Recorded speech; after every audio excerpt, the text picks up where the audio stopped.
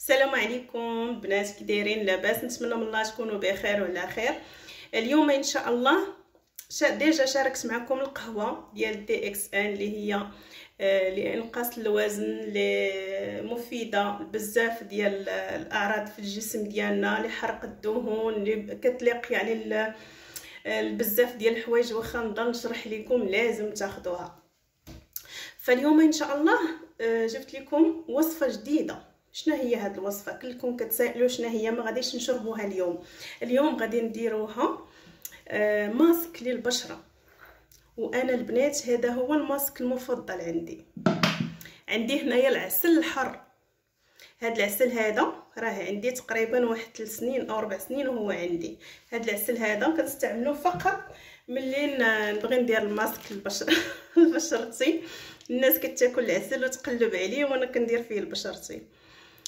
فالبشره ديالنا هي صراحه هي المظهر ديال المراه، ودائما المراه كتبغي تحافظ على البشره ديالها. فلهذا كنصحكم بالدي اكس ان. صافي غادي نخلطها. ساهله البنات والله العظيم، الا راه وصفه ما غاديش نشكرها لكم، ما غاديش نشكرهاش لكم، لانه جربوها. بالنسبه للبنات اللي عندهم هاد القهوه هذه وديجا خداوها، يجربوها وردوا عليا الخبار. صافي هكا، وغادي نجربوها ان شاء الله في البشره ديالنا، في اليدين ديالنا. راهي رائعه البنات.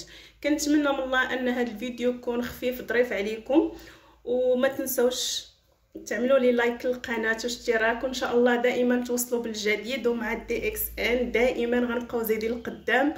فنتمنى من الله ان هذا الفيديو هذا ينال اعجابكم، وان شاء الله مره اخرى مع فيديو جديد.